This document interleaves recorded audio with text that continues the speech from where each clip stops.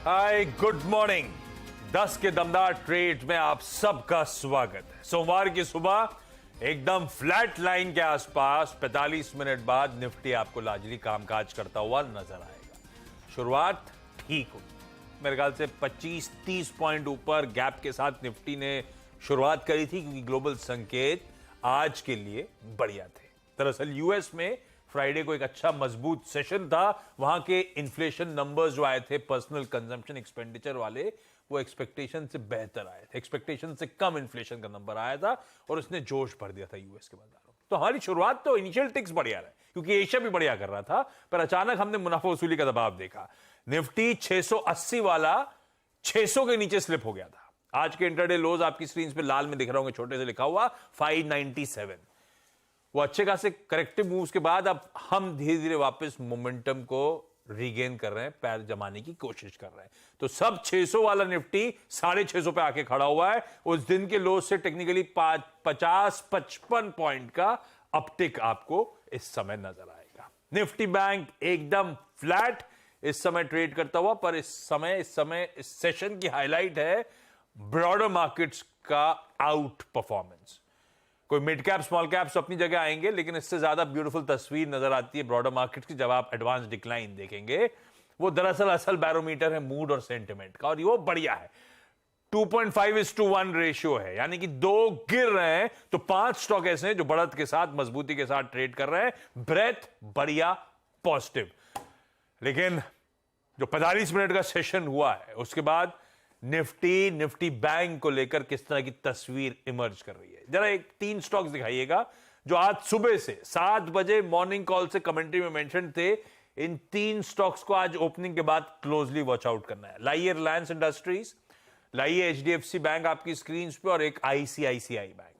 संभलने की कोशिश सब करते हुए शुरुआत में तीनों इन रेड थे, लोअर लेवल से रिकवरी है। एचडीएफसी बैंक, रिलायंस तो हरे में आ चुका है, आईसीआईसीआई बैंक ऑफ लोज इस समय ट्रेड करता हुआ। वीरो, ऐसे में निफ्टी बैंक अब तक 45 मिनट के सेशन के बाद क्या ऑब्जर्वेशंस हैं और अब क्या वॉच आउट करना है?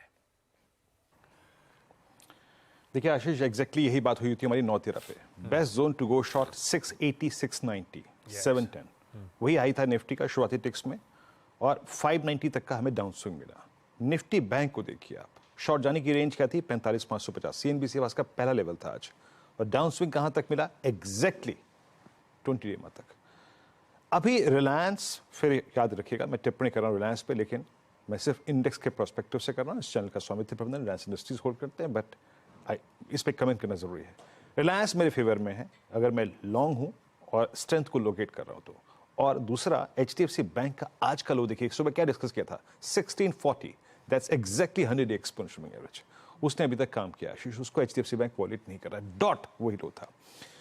मेरे ख्याल से निफ्टी में स्ट्रेंथ तब आएगी जब अब हम मॉर्निंग हाई या 19,710 को क्रॉस कर देंगे, तब आएगी स्ट्रेंथ। क्योंकि मुझे रिलायंस कंट्रीब्यूट कर रहा है, एचडीएफसी बैंक 1440 को वॉलेट नहीं कर रहा है, 1640 को। और दूसरी बात, निफ्टी आईटी ने एक बहुत डिसेंट पुल बैक लिया है 100 डे एक्सपोनेंशियल मूविंग एवरेज से। सो 710 के ऊपर स्ट्रेंथ आएगी, 719 के ऊपर स्ट्रेंथ आएगी। अभी भी मैं लॉन्ग यहां पे सजेस्ट नहीं कर रहा हूं। और बैंक निफ्टी में आशीष अभी भी लॉन्ग का व्यू नहीं है। मैं लॉन्ग तभी करूंगा या फिर सोचूंगा तभी जब हमारा पहला मॉर्निंग हाई या फिर फर्स्ट पॉइंट 45,554 जो मेंशन किया था मैंने, उसके ऊपर जाने लगे। लेकिन अभी भी लॉन्ग नहीं आशीष। अभी आप कॉल राइटर के जोन्स को स्ट्राइक नहीं कर रहे हैं। इस वीकली कॉन्ट्रैक्ट में पहला कॉल राइटर जो है वो खड़ा हुआ है 19,700 पे, और उधर 45,500 पे और 600 पे। तो अभी भी हम उस जोन में नहीं है। कन्विक्शन थोड़ा रिलायंस से बन रहा है, कन्विक्शन थोड़ा मिड कैप से बन रहा है, अभी इंडेक्स पे कन्विक्शन नहीं है आशीष। यह निफ्टी बैंक की इस समय की रणनीति है, इस समय का ऑब्जर्वेशन। सीएनबीसी आवाज का इस समय का 10 के अंदर ट्रेड्स का जो पैनल है वो आपकी स्क्रीन पर आएगा। इनसे जानते हैं 10 बजे कौन कौन से स्टॉक्स रडार पे। पिछले शो से सचिन और कविता जी आते हुए, शो में शिरकत करते हुए और जुड़ते हुए अमित सेठ साहब और रुचित जैन, आप सबका स्वागत है। आप सबको गुड मॉर्निंग। अमित जी, क्या हालचाल? कोलकाता की बारिश हो रही है क्या? जी Ashish ji, good morning. Anuj ji, good morning everybody on the panel. Ashish ji, इस बार थोड़ा डेफिसिट है यहाँ। वैसे कलकत्ता में अच्छी खासी बारिश होती है इन महीनों में, बट इस बार थोड़ी सी कम है। इंटरमिटेंट बारिश हो रही है, तो थोड़ी सी गर्मी ज्यादा है इस साल यहाँ पे कलकत्ता में। आपके सामने स्क्रीन खुला रहता है क्या टीवी का? हाँ जी, आवाज नहीं आई। मैं कह रहा हूं, आपके सामने टीवी स्क्रीन खुला रहता है क्या? चैनल दिखता है क्या आशीष आपको जी, कहीं? थोड़ा सा वॉइस कट हो रहा है। ये मैं पूछ रहा था, आपको चैनल दिखता है क्या? अरे डॉक्टर साहब, ऑडियो ही नहीं आ आशीष रहा जी, है। वॉइस कट हो रहा है, वॉइस कट हो रहा है। आई एम हाँ सॉरी। ठीक है। नहीं, मैं जानना चाहता था क्योंकि आपको अनुज कैसे दिखे या वीरू नहीं दिखे, क्या सीन है पता नहीं। आज अनुज नहीं है, सैलरी आने वाली है, तो अनुज जी आज घूमने निकल गए हैं। वीरू की जगह हम दोनों जो शाम तक सैलरी का मैसेज इंतजार करेंगे, हम दोनों आज काम पे लगे हुए हैं। ठीक है रुचित, गुड मॉर्निंग। आज के प्रेफर्ड ट्रेड 10 के दमदार कौन से हैं? जी very good morning Ashish ji, very good morning to everyone. Well, दो स्टॉक्स है जो खरीदारी की साइड है। Of course no, although index range bound है, but market momentum stock specific काफी अच्छा है। और ट्रेंड लिमिटेड विद मेरी पहली पिक रहेगी, जहां पे हम एक नो टाइम वाइज करेक्शन में कहूंगा पिछले कुछ दिनों में देखा है with in an up trend, और अब फिर से मोमेंटम वो स्टॉक में रिज्यूम हो रहा है। वॉल्यूम्स भी अच्छे हैं कंपेयर टू जो एवरेज हम सुबह आधे घंटे में वॉल्यूम्स देख रहे हैं। सो यहाँ पे 1720 के नीचे स्टॉप लॉस रखे, ट्रेंड में खरीदारी की सलाह है 1800 के अराउंड के टारगेट्स के लिए। और पीएसयू स्पेस काफी अच्छा कर रहा है पिछले कुछ दिनों से। सो आई थिंक ये मोमेंटम पीएसयू स्टॉक्स में अभी भी कंटिन्यूड रहेगा। पावर ग्रिड एक फ्रेश ब्रेकआउट दिया है, जिसने प्रीवियस स्विंग हाई भी क्रॉस किया है। लास्ट 2-3 ट्रेडिंग सेशन से वॉल्यूम्स भी ग्रेजुअली पिकअप हुए हैं। सो पावर ग्रिड में यहाँ पे 257 के नीचे का स्टॉप लॉस रखे, शॉर्ट टर्म के बेसिस पे खरीदारी की सलाह रहेगी 278 के अराउंड के टारगेट्स के लिए।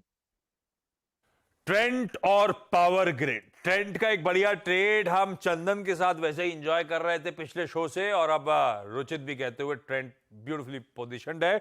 1800 तक की तैयारी, 1820 चंदन का भी लक्ष्य है, तो 1800 1820 के लक्ष्य के लिए अप्रोच करें। 1720 रुचित का स्टॉप लॉस है, 1740 चंदन का स्टॉप लॉस था, तो मोटा मोटी उस जोन पे स्टॉप लॉस प्लेस होना है। टारगेट 1800 1820 के आपको नजर आएंगे। और दूसरी तरफ power grid ahead of numbers, आज रिजल्ट्स आने ahead of board meet bonus पे मजबूत लग रहा है। तेजी तूल पकड़ेगी 278 के लक्ष्य यहां पर। कविता जी, फिर से गुड मॉर्निंग आपको। आज के 10 के दमदार ट्रेड्स, कविता जी। फिर से वेरी गुड मॉर्निंग आप सबको। सो अभी जो ट्रेड्स मेरे नजर में आ रहा है, तो पीएसयूज में स्ट्रेंथ है। पीएसयूज में बैंक ऑफ बड़ौदा पर मुझे लगता है इनिशिएट करना चाहिए ट्रेड। 204 के लेवल्स पर एज ऑफ नाउ ये ट्रेड कर रहा है, सो स्टॉप लॉस मेंटेन करना चाहिए 200 रुपीज का। 208 210 के टारगेट्स के लिए बैंक ऑफ बड़ौदा पर एक ट्रेड इनिशिएट किया जा सकता है। एल्स मुझे लगता है आईटी से बिरला सॉफ्ट पर एक ट्रेड इनिशिएट हो सकता है, लेकिन वो एक कंडीशनल बाय होगा। वंस ये काउंटर अपना 428 के लेवल को क्रॉस करता है, वहां एक अच्छा स्ट्रेंथ बनते हुए दिख सकता है। Counter can go up to 435 in that case, and thereafter आप जो स्टॉप लॉस मेंटेन करेंगे दैट शुड बी ऑफ 480। तो ट्रेड इनिशिएट करें only about 428 on Birlasoft. Okay, mid cap IT में। अच्छा, जब अमित जी मेरे को देख ही नहीं रहे हैं, अब प्रत्यक्ष हूं उनके लिए, तो मैं बात करके फायदा क्या। सचिन जी, आपके दो कन्विक्शन ट्रेड्स क्या रहेंगे? वीरेंद्र जी, यहाँ पर मुझे लग रहा है चंबल फर्टिलाइजर में जिस तरीके से ब्रेकआउट एस्टैब्लिश हो रहा है, वहां पर मुझे लग रहा है एक अच्छा बेस फॉर्मेशन है, एंड उस बेस से ये पर्टिकुलर ब्रेकआउट एस्टैब्लिश हो रहा है। तो मुझे लग रहा है लगभग ये जो बिल्टअप है, यही संकेत दे रहा है कि ये मोमेंटम लगभग 300 तक एक्सटेंड होना चाहिए। तो थोड़ा सा पोजिशनल ट्रेड होगा यहाँ पर। चंबल फर्टिलाइजर का काउंटर आपको अक्यूमुलेट करना है, 276 का स्टॉप लॉस लगाना है ऑन क्लोजिंग बेसिस, एंड लगभग अराउंड मुझे लग रहा है 300 के आसपास के स्विंग्स बन सकते हैं इसी पर्टिकुलर हफ्ते में। जो सेकंड काउंटर है, जो हमने हमारे क्लाइंट्स को भी दिलाया है, रेकमेंड किया है, वो है मेट्रोपोलिस का। यहाँ पर भी एक अच्छी लो टॉप लो बॉटम सीक्वेंस आ रही थी, एक अच्छा करेक्टिव फेज यहाँ पर कंप्लीट हुआ था, एंड पिछले हफ्ते में एक अच्छा piercing line formation daily chart पे एग्जिबिट हुआ है। उसके बाद यहाँ पर जिस तरीके से एक पॉजिटिव क्रॉसओवर है अपने 60 मिनट्स डेटा में शॉर्ट टर्म एवरेजेस का, तो मुझे लग रहा है वहां पर एक बड़ी तेजी के लिए वापस स्टॉक रीपोजिशन हुआ है। तो एक अच्छे करेक्टिव के बाद वापस एक उछाल के लिए रेडी हो रहा है। तो 1520 मुझे लग रहा है वापस से रिकॉन्कर करना चाहिए। तो पोजिशनली मुझे लग रहा है ये पर्टिकुलर काउंटर आपको अपने ट्रेडिंग पोर्टफोलियो में मेंटेन करना चाहिए ऑन द लॉन्ग साइड 1385 के स्टॉप लॉस के साथ 1520 के टारगेट के लिए। चंबल फर्टिलाइजर और मेट्रोपोलिस। बलरामपुर चीनी एक बार उठाइएगा स्क्रीन पे। बलरामपुर चीनी का ट्रेड मेरे ख्याल से आज क्विक सिंगल्स के तौर पे सचिन ने बाजार खुलते ही मेंशन करा था। इंट्राडे चार्ट रखिएगा प्लीज। हमने वो 404 के आसपास ट्रेड लिया है जब स्क्रीन पे था, और बलरामपुर चीनी 409 410 कैश में, वायदा में तो मेरे ख्याल से ऊपर की ट्रेजेक्टरी। सचिन वो टारगेट पहला हिट हो गया ना? जी आशीष जी, 413 का जो पहला लक्ष्य है वो हिट हो चुका है एंड अभी भी मुझे लग रहा है 420 का लक्ष्य यहाँ पर अभी भी अवेलेबल है।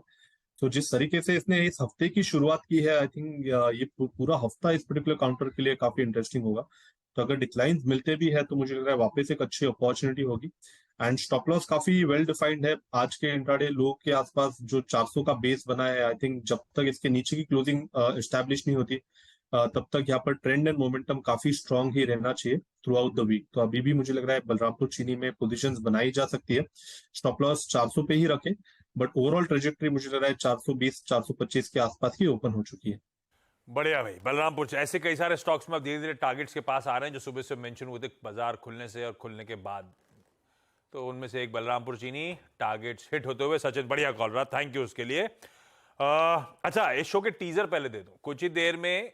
बस अभी अमित की पिक्स लेने के बाद जा रहा हूं। हम लोग जाएंगे गोल्डीलॉक्स के गौतम शाह साहब के पास, बिग मार्केट वॉइसेस की कड़ी में। समझेंगे वो कैसे देख रहे हैं बाजार के इस समय समीकरण, प्लस मैनेजमेंट से इंटरेक्शन में आज स्टोव क्राफ्ट, वो स्टॉक दिखाइएगा, अंडर परफॉर्मिंग पिटा हुआ स्टॉक था, अब धीरे धीरे मोमेंटम लौट रहा है और आज अपने नंबर्स पर रिएक्ट कर रहा है अच्छी मजबूती के साथ। इस कंपनी के मैनेजमेंट, इस कंपनी के एमडी राजेंद्र गांधी साहब से भी होनी है चर्चा। लेकिन अमित, पिक्स कौन से हैं आपके? आशीष जी, आज मॉर्निंग के दो पिक्स। पहला रहेगा अल्ट्राटेक। अल्ट्राटेक में हमने एक फॉलिंग चैनल का ब्रेकआउट देखा था, उसके बाद थोड़ा सा साइडवेज कंसोलिडेशन था। इसमें एक पिवट पैटर्न बन रहा है, तो अल्ट्राटेक बाय करें। 8392 का कैश में प्राइस है। टारगेट्स रहेंगे 8560 के और स्टॉप लॉस रहेगा 8300 का। सेकंड स्टॉक जिसके साथ मैं जाना चाहूंगा, इट इज काफी स्ट्रॉन्ग स्ट्रक्चर, अशोक लेलैंड। अशोक लेलैंड में हमने एक पॉज देखा, एक पुल बैक देखा, जिसने 10 डे एक्सपोनेंशियल मूविंग एवरेज में सपोर्ट लिया। मुझे लगता है जिस हिसाब से लॉन्ग टर्म चार्ट्स में मोमेंटम इसमें है, इसमें वापस एक पोजीशन बनानी चाहिए। टारगेट्स रहेंगे लगभग 188 के और स्टॉप लॉस रखूंगा 177 का। अल्ट्राटेक और अशोक लेलैंड, ये है अमित के प्रेफर्ड पिक्स। आता रहूंगा, जो स्टॉक्स मूव कर रहे हैं उन पे इसी एक्सपर्ट पैनल से बातचीत करते रहेंगे। लेकिन अब बिग मार्केट वॉइसेस की तरफ कदम बढ़ाते हैं और गोल्डीलॉक्स प्रीमियम रिसर्च के फाउंडर गौतम शाह साहब स्क्रीन्स पे आपको रेडी नजर आएंगे। और आज से नहीं, सालों से गौतम शिरकत करते हैं चैनल पे, अपनी टेक्निकल्स की पकड़ के लिए जाने जाते हैं। Gautam sir, good morning. Dubai कैसे पहुंच गए आप? हाँ, कुछ क्लाइंट मीटिंग्स थे, कुछ कंपनी मीटिंग्स भी थे, तो उसके कारण। क्या लग रहा है, सब पैसा डालने के लिए बड़ा इच्छुक हो रहे हैं? भाग भाग के आ रहे हैं गौतम, पैसा डिप्लॉय करो इंडिया में, ऐसा हो रहा है? या मूड कैसा है वहां पे हमारे बाजारों को लेकर? देखिए, इंडिया एक पोस्टर बॉय बन गई है, क्योंकि जिस तरह की पिछले 2-3 महीने की इंडियन मार्केट्स की परफॉर्मेंस रही है, ये समझना जरूरी है कि ये ग्लोबली सिंक्रोनाइज बुल मार्केट नहीं है। क्योंकि अगर आप एशियन मार्केट्स, बाकी के एशियन मार्केट्स को देखें, यूएस मार्केट्स को देखें, यूरोपियन मार्केट्स को देखें, वहां भी थोड़ी बहुत स्ट्रेंथ है, बट इंडिया जैसी स्ट्रेंथ नहीं है जहां पर mid cap, small caps, large caps सब एक साथ अच्छा कर रहे हैं। तो मुझे लग रहा है कि ये ट्रेंड अभी जारी रहेगा। इंडिया का जो आउट परफॉर्मेंस है अगेंस्ट द वर्ल्ड, ये अभी जारी रहेगा। इंडिया एक स्वीट स्पॉट में है, काफी फैक्टर्स उसके फेवर में है, और जो लिक्विडिटी एंगल है ये पूरी गेम को बदल दी है, चाहे वो फंडामेंटल्स हो या टेक्निकल्स हो। आई मीन, हम कितना भी इसके बारे में डिबेट करें, आई थिंक ये मानना पड़ेगा कि जो जिस तरह से रुपया आ रहा है इंडियन मार्केट्स में, जिस तरह की कॉन्फिडेंस है अब लोगों में, आई थिंक लग रहा है कि ये मार्केट अच्छा से चलेगा। और जिस तरह की मैच्योर सी रैली रही है, अगर आप देखें तो छोटे 2-3-4 दिन के करेक्शंस आते हैं, उसके बाद मार्केट जल्दी से न्यू लाइफ टाइम हाइस पे चला जाता है। और अभी जो थोड़ी बहुत जो करेक्शन आई है पिछले एक हफ्ते में, आई थिंक ये नॉर्मल है, क्योंकि 20,000 का जो एक सेंटिमेंटल नंबर था, वहां पर थोड़ी बहुत प्रॉफिट बुकिंग हुई। बट अगर आप स्टॉक्स को देखें तो अभी भी काफी सॉलिड स्ट्रेंथ है।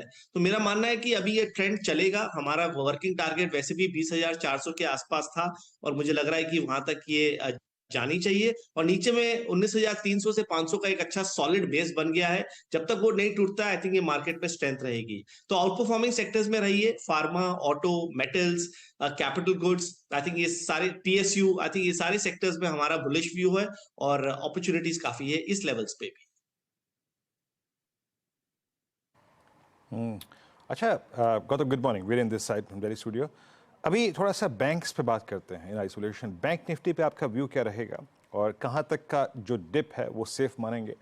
और जहाँ तक इंडिविजुअल स्टॉक फ्यूचर्स है, HDFC बैंक पोस्ट इवेंट और मजा की प्रक्रिया के बाद बैकफुट पे थोड़ा सा, SBI की अर्निंग्स अभी ड्यू है, ICICI bank at all time high.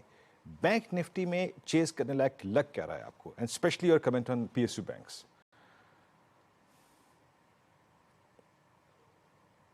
Sir bank Nifty में हमारा व्यू काफी पॉजिटिव है। आई थिंक ये जो सेक्टर है इसने पिछले 2-3 महीनों में एक रेंज में गया था, उसके बाद ये 45,000 के ऊपर इसमें अच्छी ब्रेकआउट आई थी और लग रहा है कि ये धीरे धीरे बैंक निफ्टी 47,500 से 48,000 तक चला जाएगा।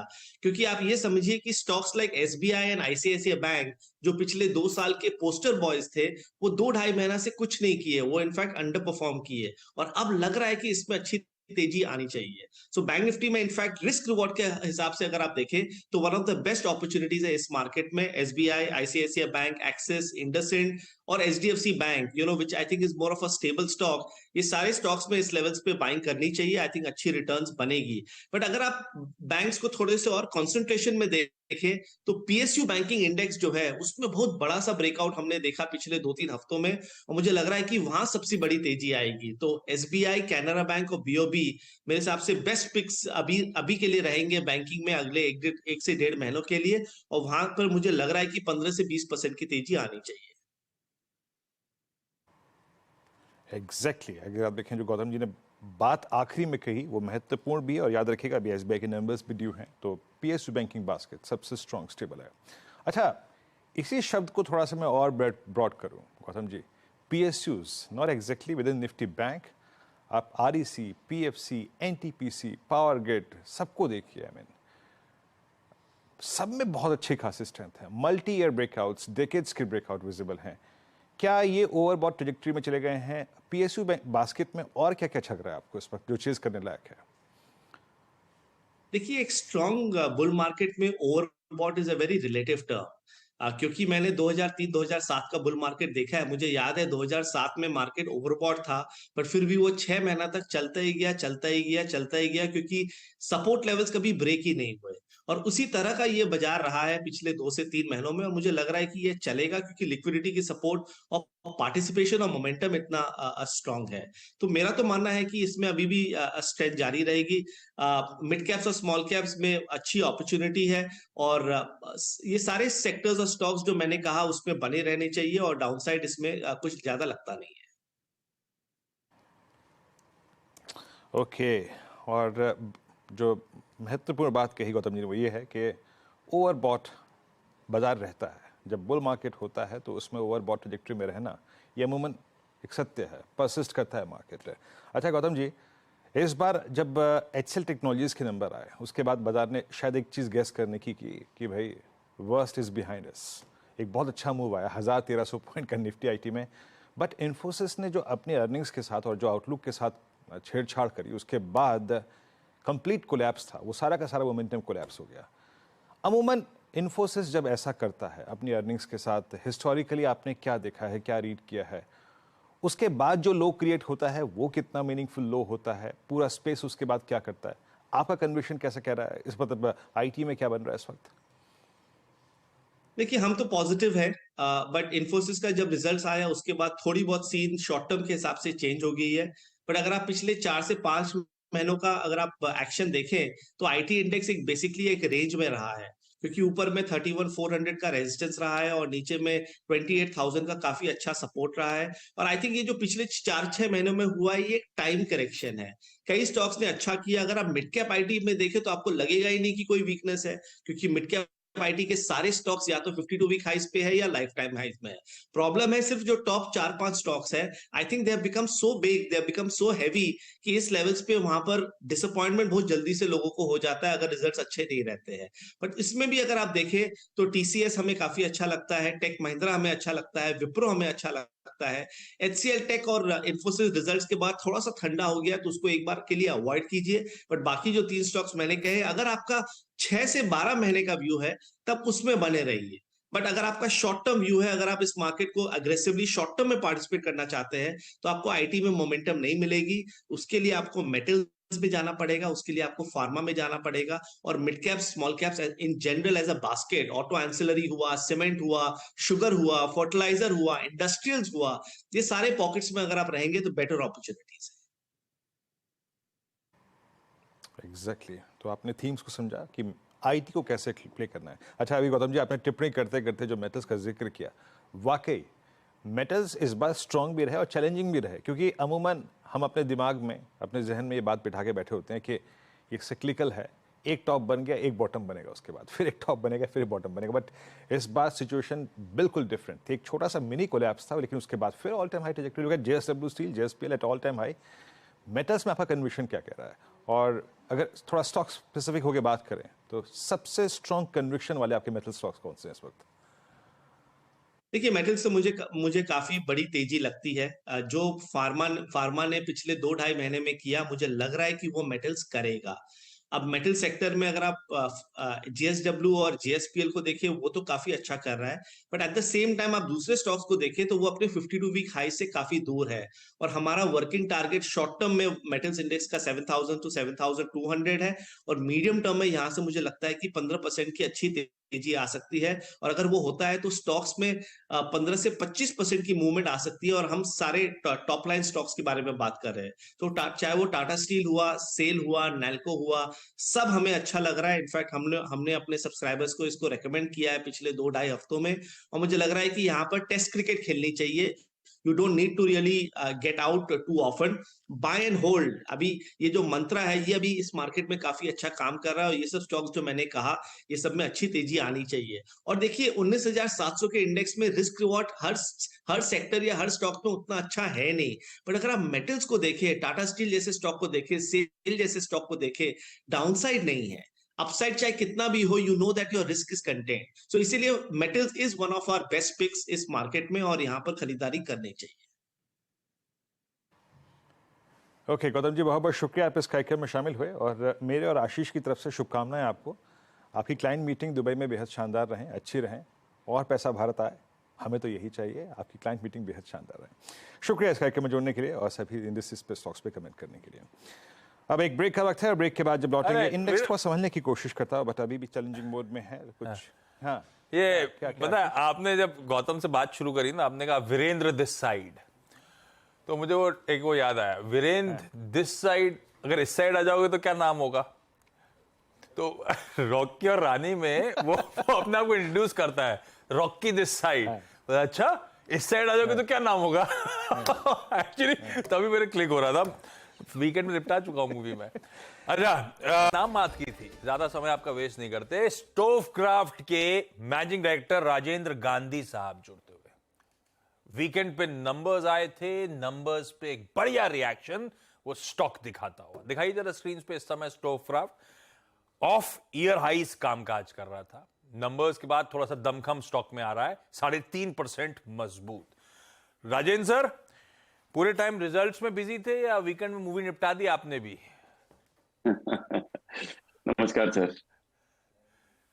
नहीं देखी? अच्छा गांधी साहब रिजल्ट स्क्रीन पर रखिएगा। साल दर साल आय 8% बढ़ी। FY23 में गांधी साहब आपको याद होगा कंसर्न्स थे डिमांड इन्वायरमेंट को लेकर। तो इस समय जब ये नए फाइनेंशियल ईयर का आगाज हुआ है, शुरुआत हुआ है, दरअसल कैसा रहा ये स्टार्ट? क्या डिमांड इंप्रूव हुई है? क्या आप कुछ ग्रीन शूट्स विजिबल नजर आ रहे हैं? क्या ये कह सकता हूं मैं कि वर्स्ट उस सिनेरियो का हमारे पीछे, यहां से हालात पटरी पर लाने शुरू हो जाएंगे, ऐसा मानूं क्या? जनरली हमारा जो बिजनेस है ये फेस्टिवल्स के से ज्यादा प्रेरित है, यस, हाँ, इन्फ्लुएंस बाय फेस्टिवल्स। और ये साल फेस्टिवल्स थोड़ी आगे कैलेंडर सब एक एक महीना आगे मूव हुआ है। तो ये हमारा जो ओवरऑल बिजनेस का कंट्रीब्यूशन होता है वो सेकेंड एंड थर्ड क्वार्टर में होता है। एंड जब भी जहाँ भी वो फोकल पॉइंट दिवाली के आसपास होता है तभी सभी सेलिंग सीजन चालू होता है। तो ये लास्ट क्वार्टर और जो फर्स्ट क्वार्टर होता है साल का वो रिलेटिवली सॉफ्ट ही रहता है।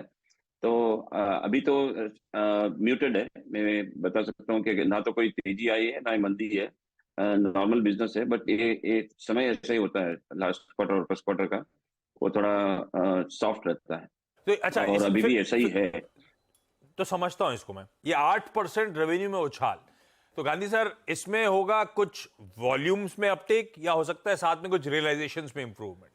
ब्रेकअप करें इस 8% की ग्रोथ को, किस तरह का वॉल्यूम पिक्चर थी, प्लस एक और इसी के साथ क्लब करता हूं सवाल, जो ग्रोथ आई कुछ सर्टेन प्रोडक्ट कैटेगरीज से आई और लॉपसाइडेड ही नजर आती है, जैसे कि आपकी कुछ इंपॉर्टेंट कैटेगरीज हैं, कुकर हुआ, नॉन स्टिक कुकवेयर हुआ, वहां पे तो परफॉर्मेंस अभी भी सब पारी है, पस्ती है ना? ये हमारा बिजनेस तीन तीन वजह से कंट्रीब्यूशन आता है। एक तो ये तो चैनल एक्सपेंशन करते हैं या प्रोडक्ट एक्सपेंशन करते हैं या एग्जिस्टिंग प्रोडक्ट ग्रोथ आती है।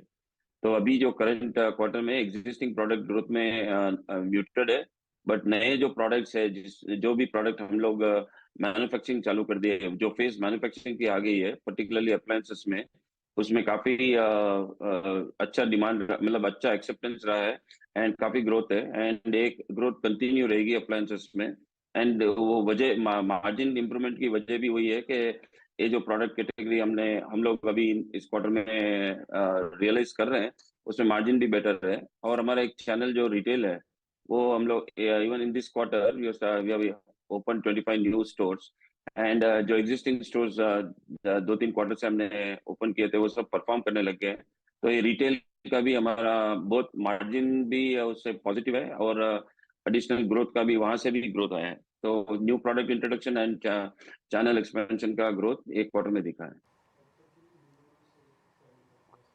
ओके सर, मैं एक और चीज दिख रहा था, स्मॉल अप्लायंसेस ने अच्छा किया है, गैस कुकटॉप्स ने भी बहुत अच्छा किया है, 23% का वाई बेसिस पे यहाँ पे ग्रोथ है। मैं इसको सीधे सीधे रियल स्टेट और एक रियल स्टेट इंसिलरी भी मान के चल रहा हूँ, क्योंकि जब आप एक नया किचन आज के फॉर्मेट में एक मॉडर्न किचन बनाते हैं तो उसमें शायद इसी को लगाते हैं। ये गैस कुकटॉप में वॉल्यूम्स कैसे हैं, प्राइसिंग कैसी है और आगे कितनी ग्रोथ रहेगी इसमें? गैस कुकटॉप हमारा एक इम्पोर्टेंट कैटेगरी है। इसमें दो तरह के ऑफरिंग है, एक तो गैस कुकटॉप भी है और इंडक्शन कुकटॉप भी है। इन दोनों कैटेगरी में हम कंटिन्यूस ग्रोथ ही है। बट एक क्वार्टर में हमारा गैस कुकटॉप का कैटेगरी सेल्स जो लोअर एंड कैटेगरी था उसका सेल ज्यादा था। बाई नंबर्स तो हमारा वैल्यू वाइज तो रीजनेबल ग्रोथ है बट नंबर वाइज ग्रोथ अच्छा रहा है उसमें। ओवरऑल हमारे को लगता है कि both this gas cooktop and induction cooktop में हमारे को अच्छा रिस्पॉन्स है मार्केट में। दिन ब दिन हमारा मतलब position in the market stronger हो रहा है and we are already at the top and getting to leadership there. चलिए गांधी साहब, कांग्रेचुलेशंस, कुछ हालात सुधरते हुए नजर आ रहे हैं इस नतीजों में और स्ट्रीट को थोड़ा सा कन्विक्शन बढ़ रहा है, स्टॉक मजबूती के साथ इस समय कामकाज करता हुआ। अमित, हिंदुस्तान कॉपर आज मेटल चमक रहे हैं सॉलिड टाइप, और हिंदुस्तान कॉपर देखिए वायदा का टॉप गेनर और क्या मूव्स बना रहा है, ट्रेड वेड है क्या वहां पे? जी आशीष जी, एक स्ट्रॉन्ग अपटिक के साथ आज गैप अप के साथ इसकी ओपनिंग हुई है। 7% ऑलरेडी तेज है, तो फ्रेश पोजीशन तो इमीडिएटली नहीं बोलूंगा, लेकिन अगर किसी की पोजीशन है तो डेफिनेटली बने रहे। टारगेट्स लगता है पोजिशनली 145 के अनफोल्ड करेंगे, स्टॉप लॉस पोजिशनली रखेंगे जिनके पास पोजीशन है फॉर 134 का। ओके, चलिए अमित, आपका भी धन्यवाद जुड़ने के लिए। मेरे ख्याल से 10 के दमदार ट्रेड्स में सारी चीजें कवर हो चुकी हैं, इस शो को समेटने की तैयारी कर ली जाए और नीरज जी रेडी है। अब आपके जहन में